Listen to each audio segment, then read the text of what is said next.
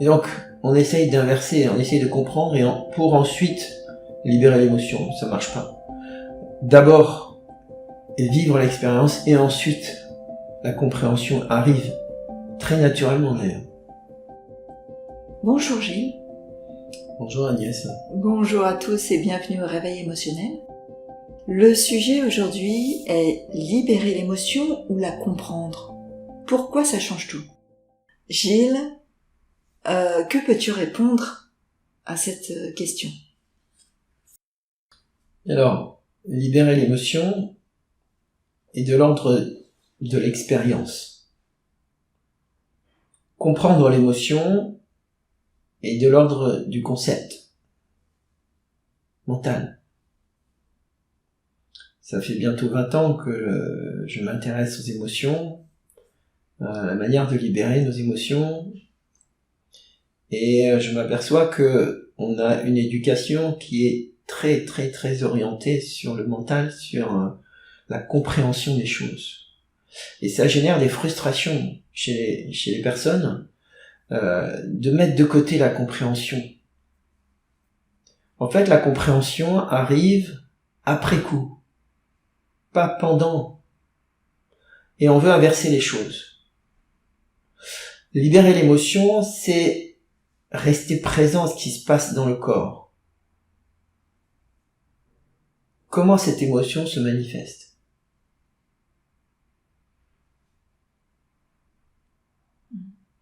Par exemple, je ressens de la culpabilité. Comment je ressens cette émotion de culpabilité?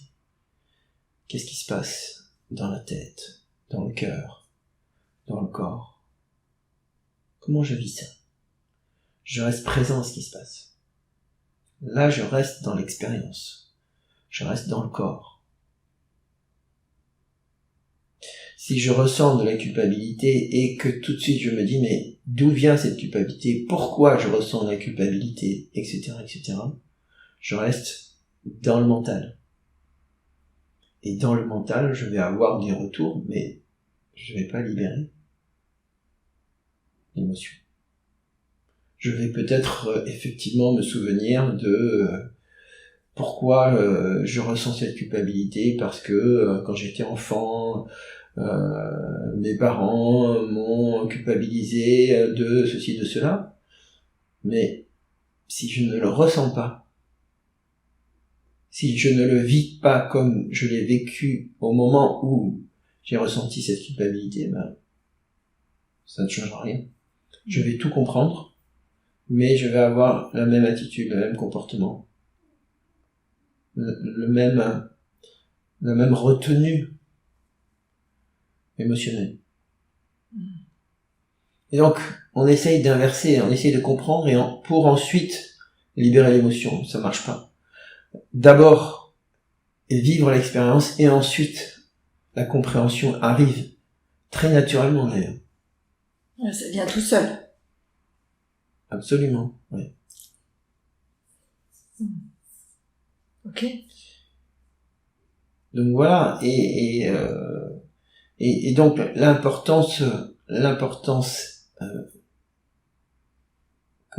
primordiale de vivre l'expérience et de faire le deuil, de mettre de côté le mental, provisoirement. Parce que dans les trainings, ce qu'on fait, c'est s'entraîner à se connecter à l'émotion, se connecter au corps, et le mental arrive après, quand on fait des briefings, quand on fait quand on fait des retours sur l'expérience. Mais ce qui va libérer les personnes pendant le séminaire, c'est l'expérience, évidemment. Et le débriefing va venir permettre à la personne d'intégrer l'expérience. Et s'il n'y a pas d'expérience, intégrer quoi? Voilà. Merci Gilles. Merci. Alors s'il y avait une chose à retenir, ce serait quoi?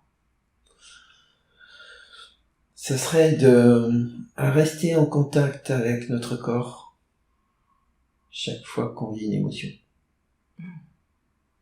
Et de voir ce qui va se passer. Merci Gilles.